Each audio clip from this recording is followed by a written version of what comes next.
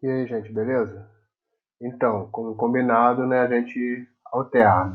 Se a aula passada foi de sociologia, hoje a gente dá prosseguimento à nossa aula de filosofia, tranquilo? Vamos aqui falar de ser e devir. E a gente vai utilizar dois opostos aqui para falar sobre o ser e devir: Heráclito e Parmênides. Heráclito, ele fala que o movimento, o ser, não existe. E o que existe é o devir. O devir é o movimento, né? Para Heráclito, tudo flui, nada está parado, tudo está em constante mudança e transformação. Daí o devir. Tranquilo? Movimento, ó, Heráclito, movimento e contradição estavam presentes em todas as coisas. O devir. Afirmava que não havia uma realidade imutável fixa, o ser. Então não existe algo imutável, algo que não mude para Heráclito. Tranquilo? Vamos lá.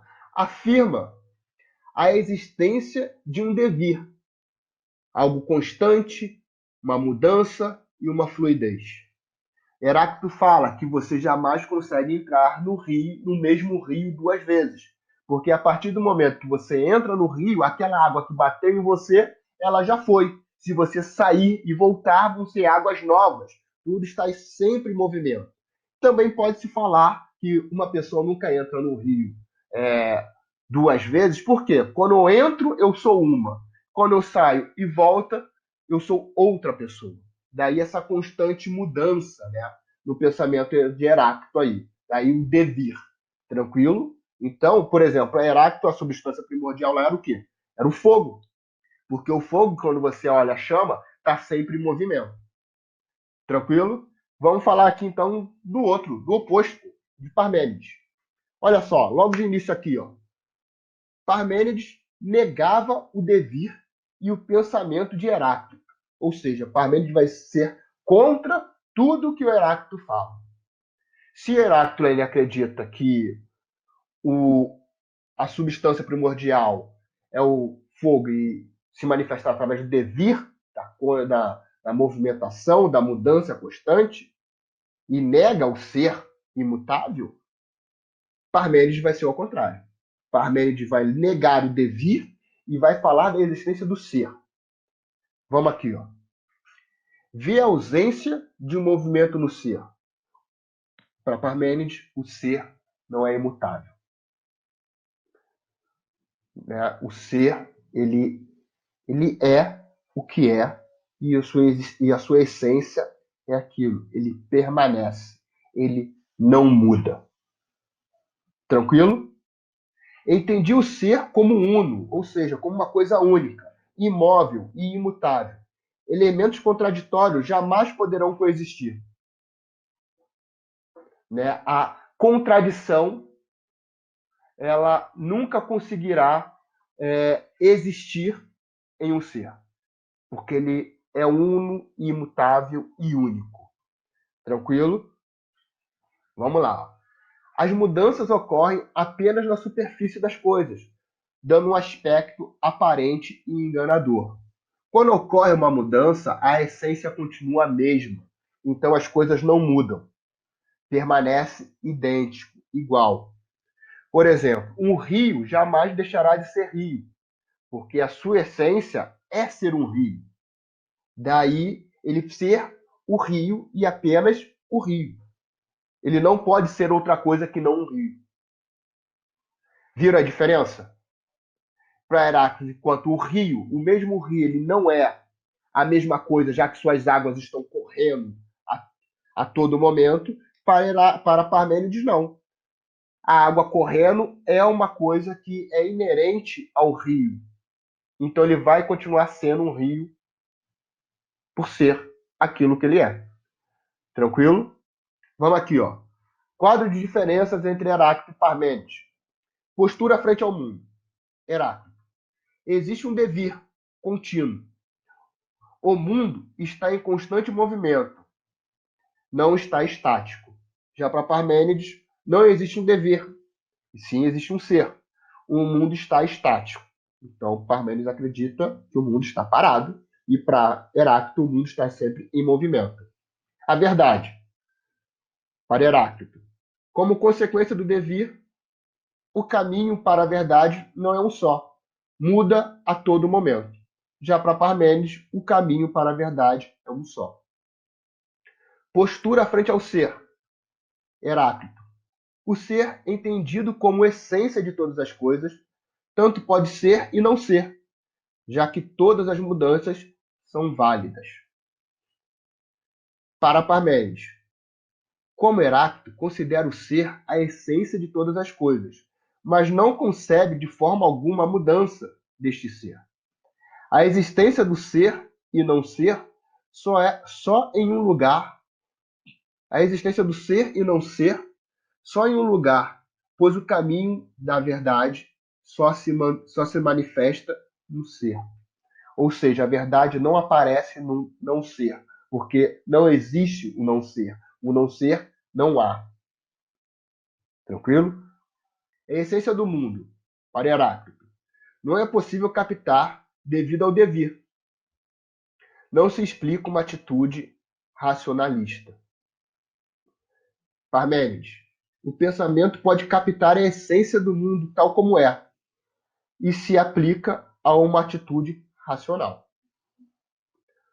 Oscilação entre os contrários. Né? Vamos aqui. Ó. É de grande preocupação para Heráclito. Tenta encontrar o porquê das mudanças à lei natural que governa e dirige. Parmênides não compreende tal oscilação. O ser é único e verdadeiro. Só é, não muda e nem se transforma. Aquele lance lá de contradições não poderem existir no pensamento de Parmênides. Retórica e dialética. Retórica é a arte de falar bem, de convencer através da palavra. E dialética é uma forma de construção de conhecimento, né, de oposições. Tranquilo? Vamos entender melhor isso aqui. Ó. Sócrates é considerado um marco de transição na filosofia. Lá na nossa primeira aula de vídeo, eu coloquei lá umas setinhas, né, e cada setinha estava escrito assim, pré-socrático, socrático e pós-socrático. A divisão da filosofia antiga. Então, realmente, Sócrates é um cara extremamente importante para o pensamento filosófico. Tranquilo? Vamos lá. Após o seu pensamento, ou seja, o pensamento de Sócrates, a cosmologia, que vem lá do pensamento mítico, deu lugar a investigações antropológicas. Antropo, homem, né? Então, eu vou deixar de me preocupar com Deus e forma de existência, como o mundo foi construído para tentar entender o homem. Tranquilo? Através de questionamentos, Sócrates levava as pessoas a refletir sobre a razão humana e sobre seus próprios conhecimentos. Sócrates ele andava pelas ruas da Grécia Antiga, da cidade de Atenas, e ficava fazendo essas perguntas para as pessoas aqui. Como, o que, por quem, quando, onde, quanto. Ele vivia fazendo esse tipo de pergunta. Né? A gente vai entender por que ele fazia esse tipo de pergunta. Sócrates foi considerado o cara mais inteligente do seu período. E quando ele era indagado sobre sua inteligência, ele mandava essa aqui, ó. Só sei que nada sei. Por quê? Sócrates ele acredita que não existe um conhecimento absoluto. Em todo mundo é falho em determinado período, em determinado momento. Então, o ato de você reconhecer que não sabe alguma coisa é um ato que transforma você em uma pessoa sábia, porque você está pronto para aprender algo novo a todo momento. Daí, só sei que nada sei. Então Sócrates, ele estava sempre aprendendo coisas novas. Tranquilo? Vamos lá. Dialética socrática.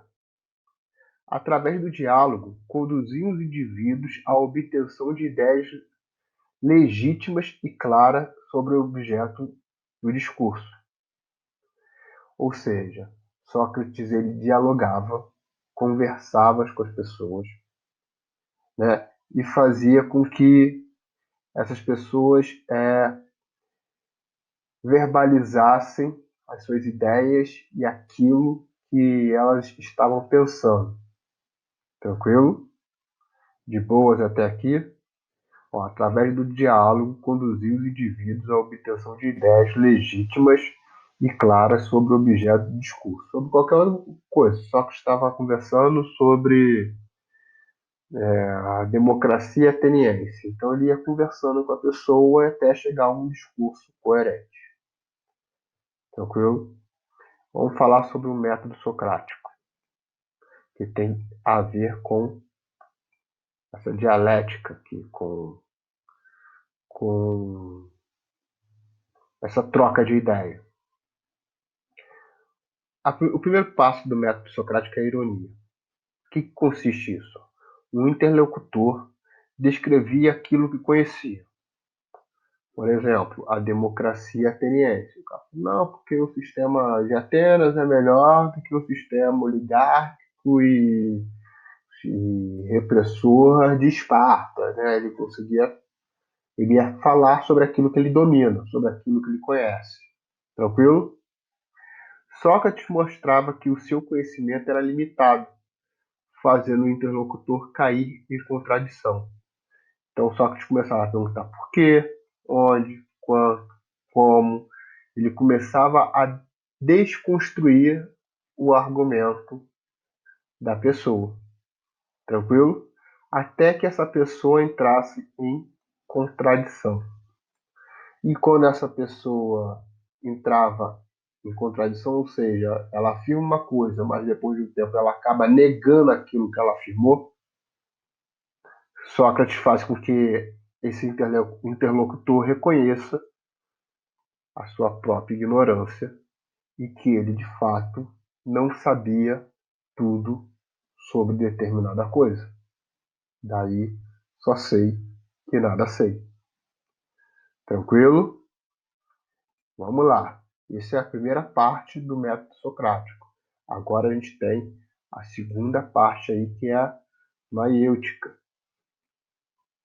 Utilizando ainda as perguntas, fazia nascer do interlocutor ideias próprias e reflexões válidas sobre o objeto de conhecimento. O que isso quer dizer? Sócrates, ele fazia as perguntas até o cara chegar e cair em contradição. A partir do momento do que o cara entra em contradição, ele, junto com essa pessoa que se contradizeu, que se contradisse, né? Que contradisse o seu próprio argumento, ele vai construir uma nova forma de argumentação com a finalidade de achar reflexões válidas sobre o objeto de conhecimento.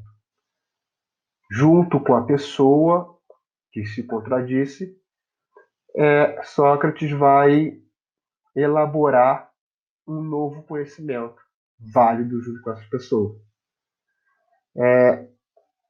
Ou seja, a pessoa vai, por ela mesma, chegar a um novo conhecimento guiado por Sócrates. Sócrates ele não acreditava muito nesse papo de conhecimento passado, e sim no conhecimento construído por si.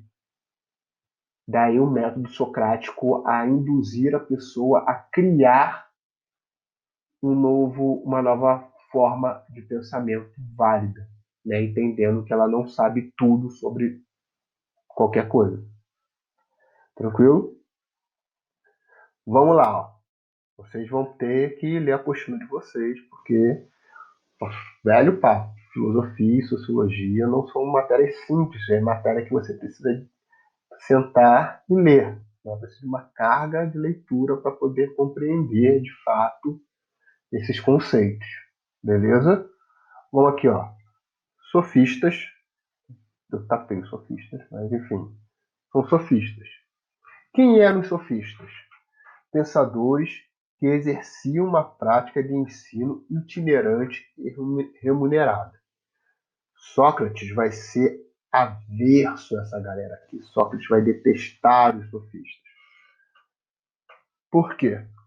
Ele vai falar que os sofistas, digamos assim, não têm um senso de responsabilidade. Por quê? Sócrates foi um crítico dos sofistas, por vincular o ensino a uma troca financeira. Para além disso, deles cobrarem os ensinamentos, os sofistas são especialistas em retórica, né? São especialistas em falar bem e na arte de convencer os outros pela fala. Só que a falta de responsabilidade desses caras vai ser o seguinte: eles podem conseguir te convencer a tomar uma atitude que seja ruim para você, né? Eles vão construir boa parte dos seus argumentos em cima disso aqui, ó, desses sofismas. O que são sofismas? São argumentações que te levam a uma conclusão falsa ou duvidosa. Tranquilo? Ó, Sócrates também os acusava de falta de compromisso com a verdade, uma vez que sua retórica era construída por sofismas. Sócrates vai detestar tanto, vai ser um grande crítico desses sofistas, que ele vai inclusive chamar de prostitutos. Vai chamar os sofistas de prostitutos do conhecimento, digamos assim. Tranquilo? Beleza? E qual a importância desses sofistas? Os sofistas vão ter grande importância na democracia grega, a gente vai falar daqui a pouco, porque eles vão exercer a arte do convencimento através da fala. E aqui é um possível diálogo entre Sócrates e o sofista, que seria mais ou menos assim, ó. Diz Sócrates: você acha que os deuses sabem de tudo? Aí o sofista responde: sim, porque eles são deuses. Aí Sócrates faz outra pergunta: alguns deuses discordam dos outros? Aí o sofista responde: sim, claro que sim. Eles vivem brigando entre si. Aí Sócrates vai e manda outra. Ó. Então eles discordam sobre o que é certo? Digo, correto? Aí o sofista diz: imagino que sim. Aí Sócrates fala: então alguns deuses podem estar errados? Aí o sofista: pode ser. Aí Sócrates fala: então os deuses não podem saber de tudo.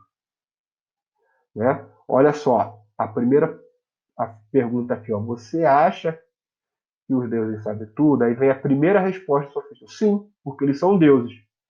Mas no final, Sócrates conclui que os deuses não podem saber de tudo, utilizando a argumentação dos sofistas. Tá vendo? Isso aqui é o método socrático de uma maneira simples, digamos assim, bem didática, em prática. Tranquilo? Sócrates foi condenado à morte por envenenamento, acusado de negar os deuses e de corromper a juventude da cidade. Sócrates ele não vai negar as suas ideias, vai tomar o veneno, né? Ele condenado ao envenenamento, ele bebe o veneno e morre, mas não nega as suas ideias e suas convicções. Beleza? Vamos prosseguir. Filosofia na polis grega.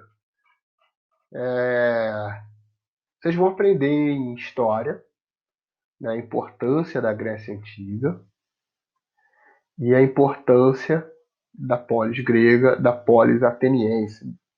Né? Vamos falar então aqui do centro nervoso dessa polis de Atenas, que é a Ágora. O que é a Ágora? Praças ou mercados. Vem cá, vocês já ouviram falar certamente já ouviram aquela expressão que Ah, não, não. Política não se discute. Todo mundo já ouviu falar disso. Mas, meu amigo, vou te falar o seguinte: política se discute. Inclusive, na Grécia, o berço da política se discutia na ágora, ou seja, na praça.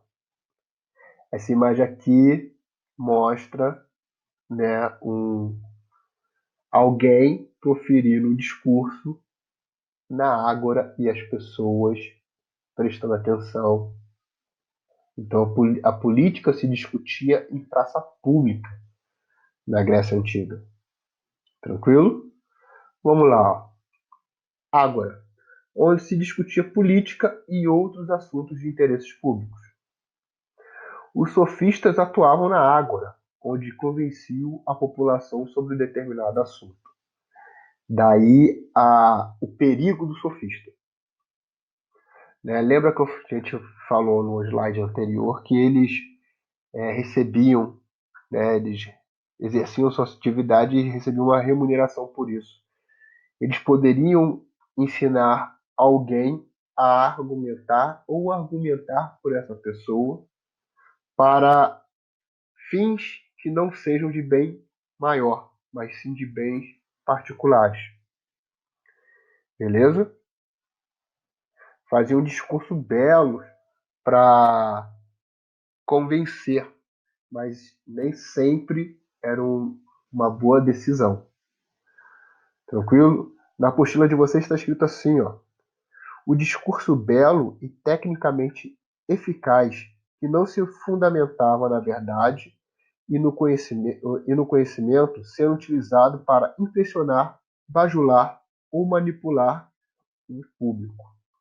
Daí o perigo e a importância do sofista na Grécia Antiga. Né? As decisões políticas eram tomadas nas praças. Né? A política era exercida ali. Poucas pessoas, na verdade, tinham direito à cidadania na Grécia Antiga, um grupo bem restrito, mas os sofistas exerciam influência e participavam desses grupos restritos. Tranquilo? De boas? Vamos prosseguir. Mulheres gregas e a filosofia. Tranquilo? Vamos lá. Eram conhecidas como cidadãs quando nasciam em famílias tradicionais, mas não tinham direito político. Quem vai poder exercer o direito político em Atenas? Homens nascidos em Atenas, filhos de pais e mães atenienses e não escravos. Ou seja, é um grupo muito pequeno que vai poder, de fato, tomar decisão política ou participar da política na Grécia Antiga, na cidade de Atenas. Tranquilo? Vamos aqui, ó. Áspia de Mileto. Quem foi Áspia de Mileto? Companheiro de Péricles. Péricles vai ser um dos governantes de Atenas. A gente vai falar deles mais à frente em história. Era admirada por Sócrates, pelo seu conhecimento político e capacidade filosófica. Afirmou que aprendeu com ela a arte da eloquência, o que levou à dialética. Esse ato de ficar perguntando por quê para as pessoas nem sempre era bem recebido. Sócrates vai tomar diversos murros de pessoas que têm os seus argumentos desconstruídos. Né? Quando falta o argumento, a galera parte para a violência.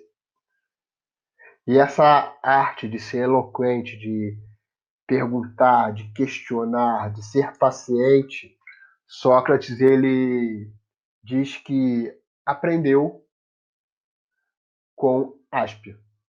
Tranquilo? Vamos a outra aqui, ó. Diotima de Mantineia. Sócrates afirma que Diotima fundamenta a sua filosofia sobre o amor. Ou seja, essas mulheres inspiraram a filosofia de Sócrates. Só que, infelizmente, numa sociedade extremamente machista, elas não podiam exercer tal função política e ficavam à margem da sociedade. Tranquilo? Vamos lá. Períodos e eras filosóficas. Já falamos isso aqui lá na nossa primeira aula. Dividida em um período pré-socrático ou cosmológico. Pensamento mítico, né, o raciocínio do cosmos, né, o conhecimento aí do universo, do mundo ordenado. Sócrates é considerado um divisor de águas no pensamento grego antigo. Os filósofos e as questões discutidas nesse período eram de cunho cosmológico. Já falamos muito disso. Tranquilo? Antes mesmo de entrar na quarentena, nós já estávamos falando sobre isso em filosofia. Tranquilo? O outro período aqui é o período socrático, o antropológico. Falamos dele hoje. As reflexões passam a enfatizar a psique, a razão humana. O principal tema do período é um homem. Sócrates traz o homem para o centro, né, do debate filosófico. Daí, antropológico. Antropo, homem. Tranquilo? Período sistemático, nós não falamos dele ainda, vamos falar mais à frente. Tem a sua maior figura aí, Aristóteles, que foi o maior representante do período. O termo sistemático indica a maior preocupação do período, de garantir a cientificidade do pensamento filosófico. E é o momento da criação da lógica, como filosofia, a lógica aristotélica. Tranquilo? Período helenístico ou greco-romano. Helenismo aí a gente vai falar em história também, quando é o momento que a Grécia é dominada pela Macedônia. Aí se tem aí a fusão de valores ocidentais e orientais, que vai gerar a cultura helenística. E isso vai influenciar na filosofia também. Né? Vai se perder um pouco ali da filosofia socrática e tal, mas vão surgir outras escolas filosóficas extremamente interessantes. Tranquilo? E a filosofia, nesse período aí no helenístico, ele não é mais uma questão de elaborar propostas teóricas que justificam o homem, a criação do mundo. Né? A filosofia vai estar atrelada ao modo de vida da pessoa. Tranquilo? Por exemplo, a gente vai ter aí os cínicos. Né? Aqui, ó, os cínicos. Eles vão se inspirar na vida animal, não vão ter luxos, não vão ter vaidades, né? Inclusive é a chamada de vida cão. Né? Então é assim, para você ser um filósofo cínico, você precisa adotar esse estilo de vida. Tranquilo? Os epicuristas vão falar que para você se tornar um sábio, né, atingir a imperturbibilidade da alma, você deve entender que existem prazeres, e esses prazeres devem ser alguns evitados e outros buscados. Então vão ter várias escolas filosóficas. Tranquilo? Período da filosofia grega, pré-socrático, início do processo de desligamento entre a filosofia e o pensamento mítico. Já falamos disso. Cheque. Período socrático ou clássico. Principais filósofos gregos. Tales de Mileto, Pitágoras, Parmênides, Heráclito. Falamos dele. Na verdade, todos esses que eu falei são da escola pré-socrática. Tá? Socrático é o período de Sócrates. Com um erro meu aqui. Período pós-socrático. Principais correntes filosóficas são o estoicismo e o epicurismo, que é essa parte aqui do helenístico. Tranquilo? Só relembrar, Tales, Pitágoras, né, são do período pré-socrático. Tranquilo? Vamos lá. Então, isso a gente terminou essa parte da filosofia. Então, meus queridos, beijocas. Até a próxima aula. Tchau, tchau.